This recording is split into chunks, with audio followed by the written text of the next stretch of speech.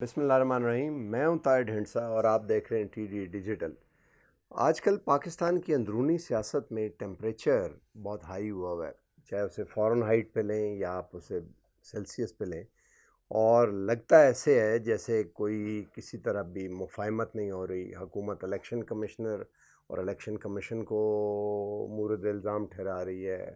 نون league جو ہے وہ عمران خان کو ڈائریکٹ ہوئے ہیں، فوج کو بھی برا بھلا کہہ رہے ہیں، اور مولانا فضل الرحمان اپنے ساتھیوں کو بھی کوئی اتنا اچھا نہیں کہہ رہے پی ڈی ایم کی میٹنگز میں.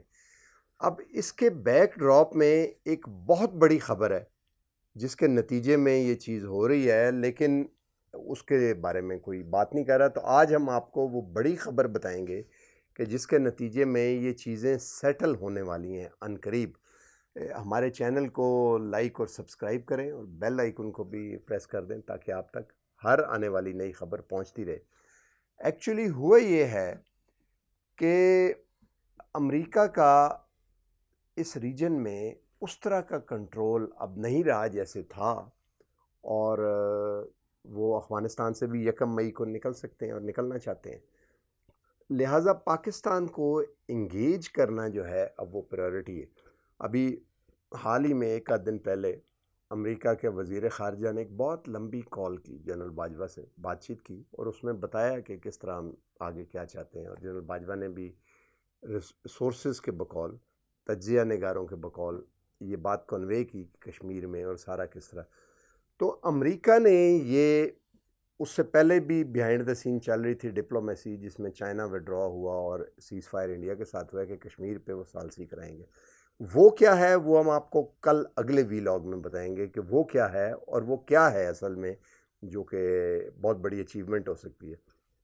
اس کے نتیجے میں اندرونی سیاست میں اسٹیبلشمنٹ چاہتی ہے کہ کام آ جائے، اور اس کی تیاری کے لیے گلگت بلتستان کو جو ہے عبوری صوبے کا درجہ دے دیا جائے، سینٹ میں ان کی سیٹیں کریٹ کر دی جائیں، اور اسی طرح نیشنل اسمبلی میں ان کی سیٹیں اور ان کے الیکشن ہو جائیں تاکہ وہ پاکستان کا حصہ ڈکلیئر ہو جائے. تو اور اس کے علاوہ الیکٹورل ریفارمز کی جائیں، اور جو ڈس ایڈوانٹیجز ہیں لیجسلیشن میں وہ کام آگے چلے. اب اس کے لیے ضروری ہے کہ اس میں کیا ہونا ہے، اس کی عددی ویلیو جو ہے وہ گزشتہ الیکشن جو ہیں وہ سیل کر گئے. یہ ریزر تھن میجورٹی جو حکومت کو ہے، یہ اب آپ دیکھیں کہ جنہوں نے ووٹ خلاف دیے ان کو نکالنا ہے، وہ بہت برے ہیں. پورا کیمپین ہو رہا ہے لیکن نکال بھی نہیں سکتے، کیونکہ نکال دیں گے تو ووٹ آف نو کانفیڈنس ہو جائے گا. تو لہٰذا ملٹری اسٹیبلشمنٹ نے یہ ایڈوائز کیا کہ آپس میں مفاہمت کی جائے. اب سچویشن یہ ہے کہ مریم نواز اور نواز شریف نااہل ہو چکے ہیں. نواز شریف تو اب ظاہر سیاست میں کبھی نہیں آئیں گے الیکٹورل میں. مریم نواز 8 سال کو اگر دیکھیں تو یہ آگے آنے والا 2.5 سال والا الیکشن اور اس کے بعد 5 سال والے الیکشن کے لیے نااہل ہیں. تو پریکٹیکلی ایک الیکشن اور اس کے بعد ایک اور الیکشن، یعنی کہ 12-13 سال کے لیے اسمبلیوں سے اور حکومت سے وہ آؤٹ ہے.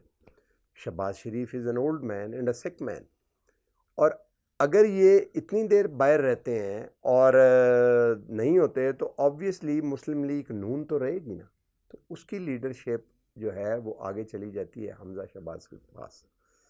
اب یہ ایک ٹیسٹ انڈرسٹینڈنگ تھی کہ نواز شریف باہر چلے جائیں اور چلے جائیں. اس کے بعد میں یہ بھی تھا کہ مریم کو بھی جانے دیا جائے. عمران خان نے ان کو جانے نہیں دیا، جس سے یہ تاثر ہے کہ شاید انہیں چیٹ کیا گیا، اور مریم اسی لیے وہ بہت بفری بھی ہوئی ہیں اور وہ بہت بول بھی رہی ہیں سارا کچھ. اگلے آنے والے الیکشن میں پیپلز پارٹی اور نون لیگ کے درمیان اتحاد تو نہیں ہوگا، آمنے سامنے ہوں گے، اور مولانا فضل الرحمان جو ہیں وہ ہو سکتا ہے ساتھ ہوں نون لیگ کے. اب پی ٹی آئی نے اگر آگے چلنا ہے تو ہو سکتا ہے، شیخ رشید نے کہا بھی ہے ایک جگہ پہ کہ ہو سکتا ہے تحریک لبیک کے ساتھ وہ پی ٹی آئی جو ہے تحریک انصاف وہ کوئی کسی قسم کی الائنس کرے اور الیکٹورل پالیٹکس میں ان کو لے کے آئے. اور کہتے بھی ہیں کہ الیکٹورل پالیٹکس میں لے کے آئیں اور ڈیفیوز کر دیں. اس سے یہ ہے کہ مولانا فضل الرحمان کا اثر بھی کم ہو جائے گا دوسری طرف. تو یہ وہ سینیریو ہے جس کی طرف پی ٹی آئی چل رہی ہے، اور طالبان نے بھی ری ایمرج کرنا شروع کر دیے اس حالات میں، کیونکہ پولیٹیکل حالات جو ہیں وہ انسٹیبل ہیں، اکانومی بھی رکی ہوئی ہے. لیکن یہ سارا فیصلہ عمران خان کے ہاتھ میں تھا. لیکن عمران خان نے جب یہ اس پہ توجہ نہیں دی اور انہوں نے کہا میں نے نہیں چھوڑنا ان کو، تو اس وقت ملٹری اسٹیبلشمنٹ نے انہیں کہا سورسز کے بقول کہ پھر آپ یہ الیکشن یوسف رضا گیلانی، انہوں نے کہا کہ ہم they kept them self out totally. نتیجہ یہ ہوا کہ وہ الیکشن ہار گئے. اب ایک جھٹکا ان کو لگا ہے عمران خان کو، and now he is out to decide all those things. تو لگتا یہ ہے کہ اب آنے والے وقت میں مفاہمت کی طرف، کیونکہ جو کھینچنا تھا لغام کو وہ کھینچ چکے، اور نیب اور منی لانڈرنگ کے کیسز جو ہیں یہ وہ واحد ایکسیپشن ہوگی جو کہ برقرار رہیں گے اور آگے چلتے رہیں گے. تو نتیجہ یہ لگتا ہے کہ نواز شریف، مریم نواز، شاہد خاقان عباسی، مصدق ملک، پرویز رشید اور یہ جو ہاک کا گروپ تھا، they'll be disadvantaged and they'll be out.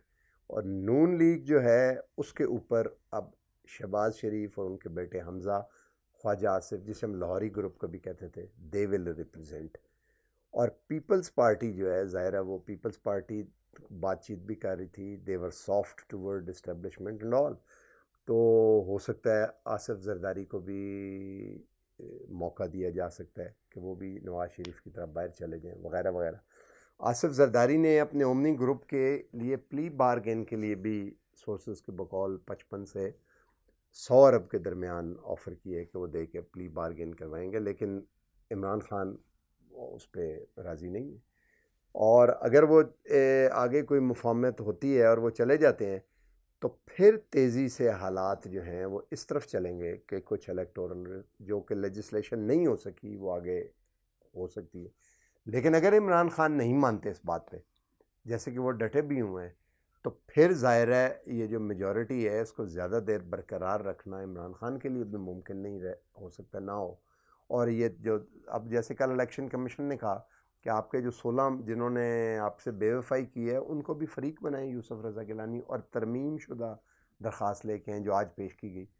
تو اس کے نتیجے میں پھر ری الیکشن ہو سکتے ہیں. لیکن ہو سکتا ہے کہ اگر اس نوبت تک بات چلی جائے تو ری الیکشن بھی تو پھر چون چون کا مربع ہوگا. تو ہو سکتا ہے پورا سسٹم ریپ اپ کیا جائے اور الیکشن سے پہلے ایک ریفرینڈم کروا کے کانسٹیٹیوئنٹ اسمبلی جو ہوتی ہے، کانسٹیٹیوشنل جو چینجز کرتی ہے جسے آئین ساز اسمبلی کہتے ہیں، اس کے الیکشن ہو اور کیئر ٹیکر گورنمنٹ جو ہے یہ آگے چلے، جو کہ ایک ایکسٹریم سٹیپ ہوگا. بہرحال فوج جو ہے اس نے یہ کلیئر کہا ہے کہ وہ قانون اور آئین کے مطابق ہے اور ان کا کوئی رول نہیں ہے اس میں. وہ ہر آنے والی گورنمنٹ کو سپورٹ کریں گے، جو بھی وزیر اعظم ہوگا عدالت ہے اس کے پیچھے کھڑے ہوں گے. ظاہر ہے ضروری بھی ہے یہ، اور وہ دوسرا بیہائنڈ دا سین بھی کام کر رہے ہیں. اور فورن افیئرز پہ اب آپ دیکھیں اینتھنی بلنکن کی کال جو ہے وزیر خارجہ کی، وہ جنرل باجوہ کو آئی ہے، زلمے خلیل زادیاں سے ہو کے گئے ہیں. تو یہ ہے وہ سچویشن. اب اس وقت ڈائس یا آپ کہیں کہ لگام جو ہے وہ عمران خان کے ہاتھ میں.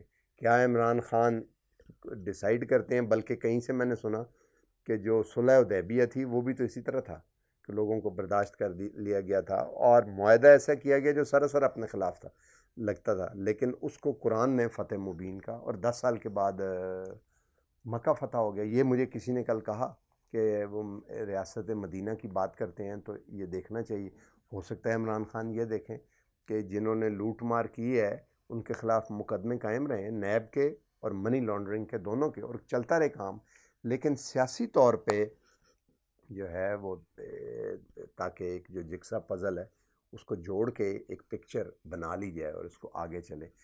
تو اگر اس کو میں نٹ شل میں بیان کروں تو لگتا یہ ہے کہ آنے والے جو الیکشن ہیں اس میں پیپلز پارٹی نے ابھی بھی گین کیا ہے، شاید ہو سکتا ہے پنجاب میں بھی تھوڑا سا گین کرے اور کچھ سیٹیں بنائے short of making a government شاید میں یہ نہیں کہہ رہا گورنمنٹ بن جائے گی، بٹ کچھ پنجاب جو لوز کر دیا تھا شاید تھوڑا سا گین کریں کچھ نہ کچھ وہ صوبہ پنجاب میں، اور سندھ میں اپنی گورنمنٹ شاید کنٹینیو کرے. دس از دی میکسیمم جو گین کر سکتے ہیں اور اسی کے لیے وہ کوشش کریں. نون لیگ جو ہے وہ ظاہر ہے پہلے ہی ڈس ایڈوانٹیج ہے، تو ڈس ایڈوانٹیج ان کا چلتا رہے.